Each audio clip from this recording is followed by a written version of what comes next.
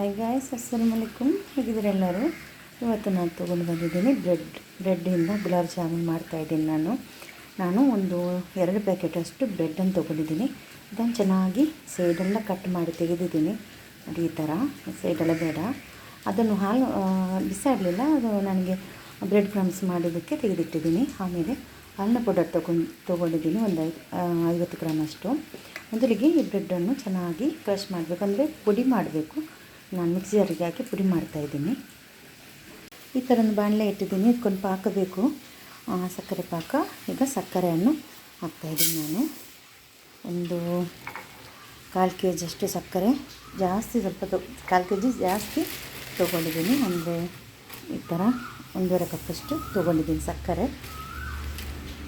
ಅದೇ ಕಪ್ಪಲ್ಲಿ ನಾನು 1 ಕಪ್ಪಷ್ಟು ನೀರನ್ನು ಹಾಕ್ತಾಯಿದ್ದೀನಿ. 1 ಕಪ್ ಸ್ವಲ್ಪ ಜಾಸ್ತಿ ನೀರನ್ನು ಹಾಕ್ತಾಯಿದ್ದೀನಿ ನಾನು.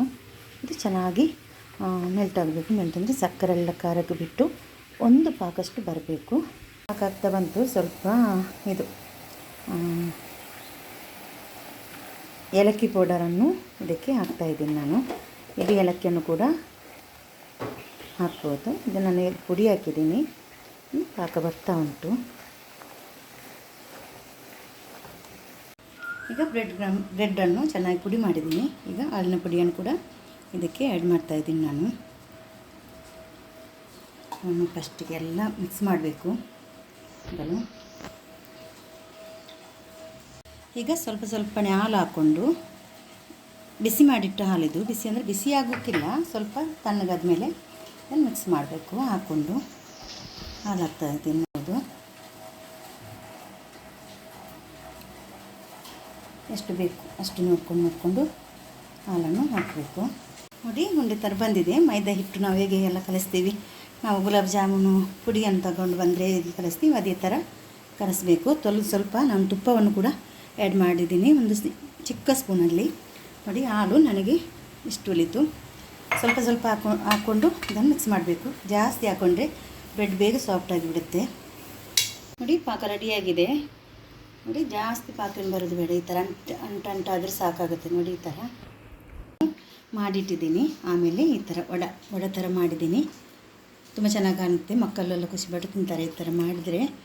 ನೋಡಿ, ಇನ್ನು ಎಣ್ಣೆಯನ್ನು ಕೂಡ ಬಿಸಿಯಾಗೋಕೆ ಇಟ್ಟಿದ್ದೀನಿ. ಹಾಕು ಒಂದೊಂದೇ. ಎಣ್ಣೆಯನ್ನು ಗ್ಯಾಸ್ ಸ್ಲೋವಲ್ಲಿಡಬೇಕು, ಜಾಸ್ತಿ ಫಾಸ್ಟಲ್ಲಿಟ್ಟು ಫ್ರೈ ಮಾಡಬಾರ್ದು, ಇದರಲ್ಲಿ ಬೇಗನೆ ಸಿದೋಗುತ್ತೆ. ನೋಡಿ, 2 ಕೂಡ ಫ್ರೈ ಮಾಡಿದ್ದೀನಿ. ಇನ್ನು ಇದನ್ನು ಪಾಕಕ್ಕೆ ಹಾಕ್ಬಿಟ್ಟು ಒಂದು 10 ನಿಮಿಷ ಇದನ್ನು ಹೀಗೆ ಬಿಡುವ. 10 ನಿಮಿಷ ಇದರಲ್ಲಿ ಇರಲಿ, ಪಾಕದಲ್ಲಿ ಇರಲಿದು. ನೋಡಿ, ನಮ್ಮ ಗುಲಾಬ್ ಜಾಮೂನ್ ರೆಡಿ ಆಯಿತು. ಗುಲಾಬ್ ಜಾಮೂನ್ ಪುಡಿ ಬೇಕಂತ ಇಲ್ಲ, ಈ ಥರ ಬ್ರೆಡ್ಡಲ್ಲಿದ್ದರೆ ಚೆನ್ನಾಗಿ ಮಾಡ್ಬೋದು. ನೋಡಿ, ಬಿಸಿ ಉಂಟು, ಕಟ್ ಮಾಡೋಕ್ಕೂ ಆಗೋದಿಲ್ಲ ನನಗೆ, ಬಿಸಿ ಉಂಟು ತುಂಬ. ಯಾರು ಗೆಸ್ಟ್ ಬರುವಾದರೆ, ಇಲ್ಲದ್ರೆ ಮಳೆಗಾಲಲ್ಲಿ ಈಗ ಏನಾದರೂ ಮಾಡಿಟ್ಟರೆ ಮಕ್ಕಳು ತಿಂತಾರೆ ಈ ಥರ ಬ್ರೆಡ್ಡಲ್ಲಿದ್ದರೆ. ನೀವು ಕೂಡ ಮನೆಯಲ್ಲಿ ಟ್ರೈ ಮಾಡಿದ್ದಕ್ಕೆ ವಿಡಿಯೋ ಇಷ್ಟ ಆದರೆ ವಿಡಿಯೋಗೊಂದು ಲೈಕ್ ಕೊಡಿ. ವಿಡಿಯೋ ಫ್ಯಾಮಿಲಿ ಫ್ರೆಂಡ್ಸ್ಗೆಲ್ಲ ಕಲಿಸಿ, ಅವ್ರು ಕೂಡ ನೋಡ್ಕೊಂಡು ಅವ್ರು ಕೂಡ ಲೈಕ್ ಮಾಡಲಿ. Thank you. Take care. ಅಸ್ಸಲಾಮು ಅಲೈಕುಮ್.